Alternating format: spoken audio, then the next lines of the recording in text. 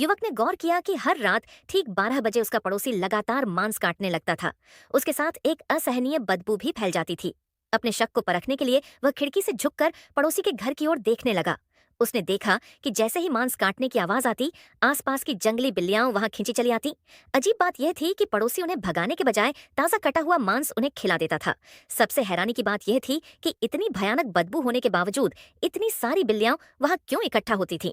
सच्चाई जानने के लिए युवक ने अपनी खिड़की पर छोड़ी गई बिल्ली की बीट का एक नमूना इकट्ठा किया और जांच के लिए भेज दिया। जब रिपोर्ट आई तो वह पूरी तरह दहशत में आ गया। इस खोज ने उसे अंदर तक हिला दिया। काफी मानसिक संघर्ष के बाद उसने तय किया कि वह पड़ोसी की हरकतों का सच जानकर ही रहेगा। उस रात उसने अपने घर की सारी लाइटें बंद कर दी और चुपचाप बैठकर आधी रात का इंतजार करने लगा। जैसे ही घड़ी ने 12 बजाए, पड़ोस से फिर मांस काटने की आवाज आने लगी।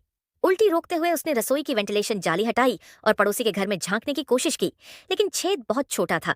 हार न मानते हुए वह अलमारी से एक कोट हैंगर लाया, उसे मोड़कर मोबाइल रखने का अस्थायी स्टैंड बनाया और फोन को वीडियो मोड पर डालकर धीरे धीरे छेद के अंदर डाल दिया। इस बार उसे पड़ोसी की रसोई का दृश्य दिखाई दिया, लेकिन अंदर कोई भी नहीं था। पूरी रसोई खाली थी। जिज्ञासा और बढ़ गई। उसने फिर से मोबाइल अंदर डाला और फिर जानबूझकर अपनी जेब से 3 सिक्के निकालकर जोर से पड़ोसी की खिड़की पर फेंक दिए। तुरंत मांस काटने की आवाज रुक गई। कुछ देर बाद उसने मोबाइल बाहर निकाला और रिकॉर्ड किया गया वीडियो देखा। ये देखकर उसके होश उड़ गए। अपार्टमेंट नंबर 3 में रहने वाला अंकल अपार्टमेंट नंबर 2 के अंदर दिखाई दे रहा था। क्या अपार्टमेंट 2 में रहने वाली महिला को मार दिया गया था? डर और हिम्मत के बीच संघर्ष करते हुए उसने अपनी सुरक्षा के लिए एक लोहे की रॉड उठाई और कांपते कदमों से कमरे नंबर 3 के दरवाजे तक गया। अजीब बात यह थी कि 3 मिनट तक लगातार खटखटाने के बाद ही दरवाजा खुला। युवक ने कोई बहाना बनाया और जल्दी से अपने कमरे में लौट आया। वह सीधा रसोई की वेंट के पास गया और फिर से वीडियो देखा। इस बार उसने साफ देखा कि कमरे नंबर 3 वाला आदमी अलमारी के जरिए कमरे नंबर 2 में दाखिल हुआ था। ये समझते ही उसे लगा कि मामला बेहद गंभीर है। घबराहट में उसने अपनी अलमारी खोली और पीछे की दीवार पर हल्के से थपथपाया। दीवार खोखली थी। उसे यह नहीं पता था कि उसी समय वह आदमी रसोई का चाकू लेकर उसे मारने के लिए तैयार खड़ा था। लेकिन युवक ने अपनी हरकतें अचानक रोक दी, क्योंकि अब उसे पूरा यकीन हो चुका था।